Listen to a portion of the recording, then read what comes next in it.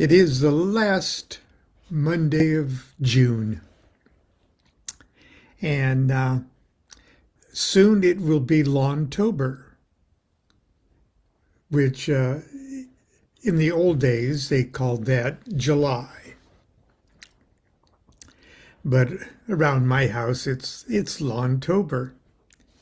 Now, I try to keep my birthday, I'm a modest, shy individual, and I don't like people making a big thing about my birthday or July 11th. So do the best you can to hold things down.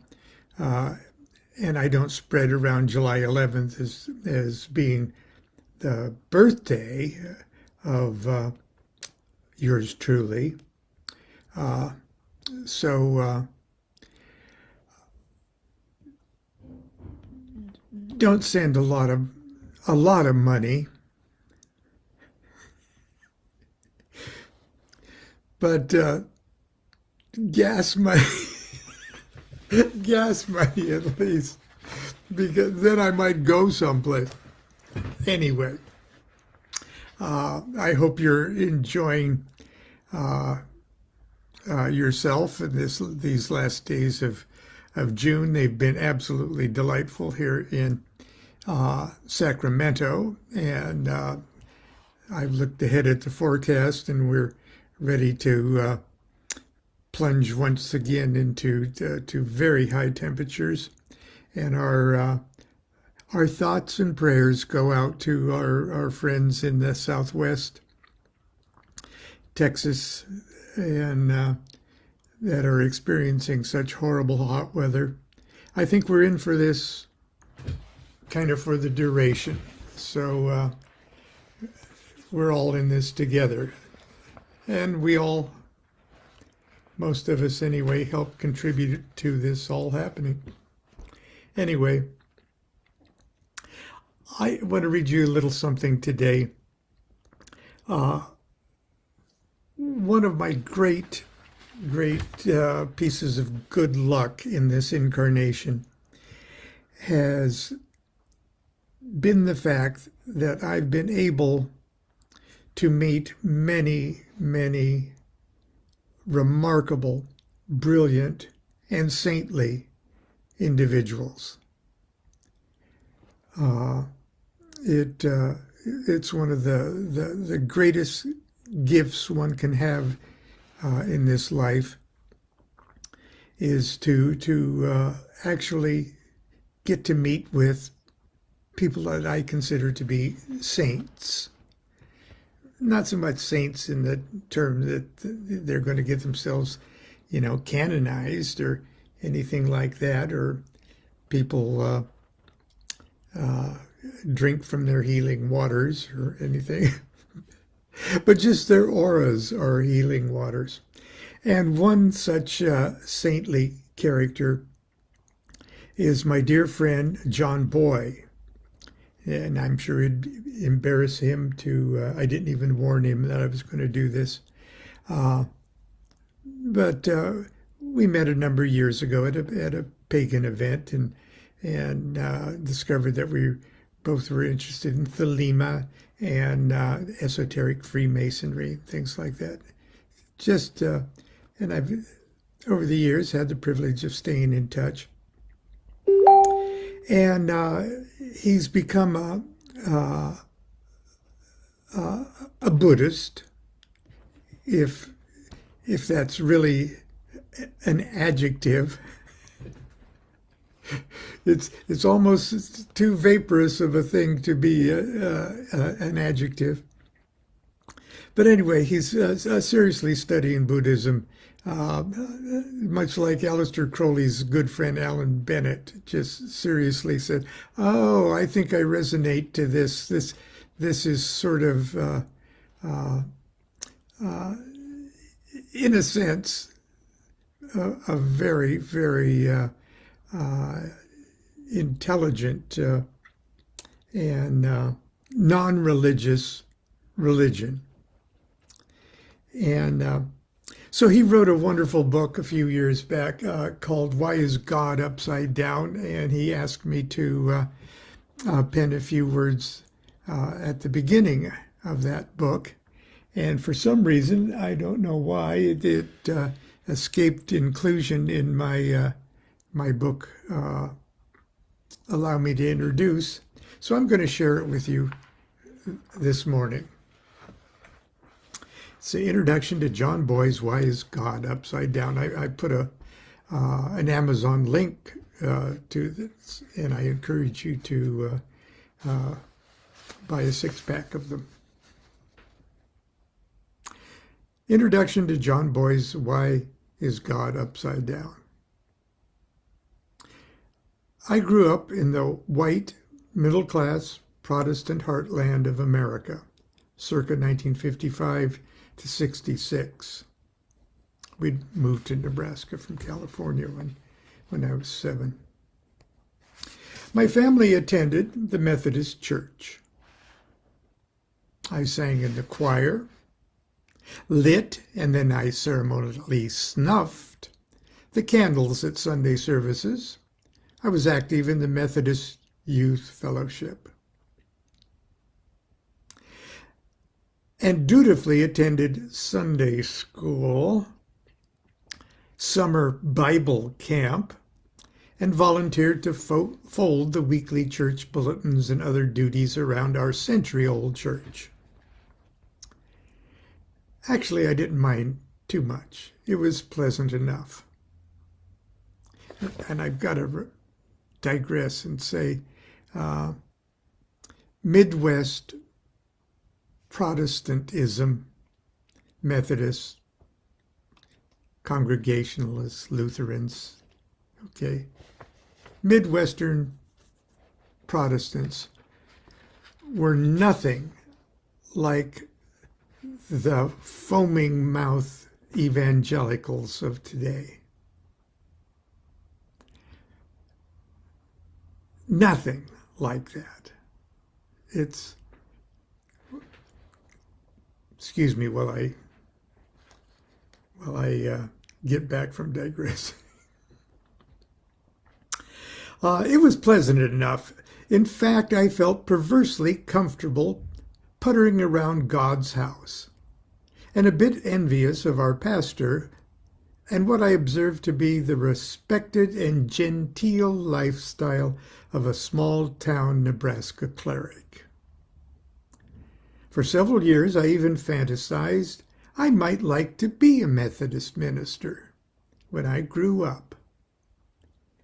I dreamed how nice it would be to live rent-free in a Victorian parsonage, walk a few steps next door to go to work in a cool, quiet pastor's study, and have a beautiful wife and a handful of misbehaving kids.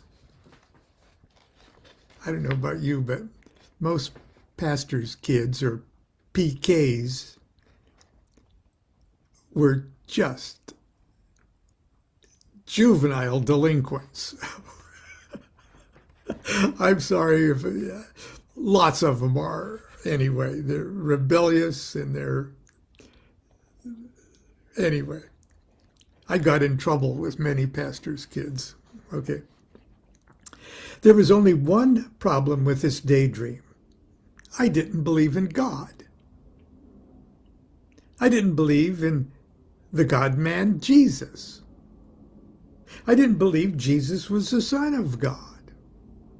I didn't believe that he rose from the dead. I didn't believe in heaven. I didn't believe in hell. I didn't believe in the devil.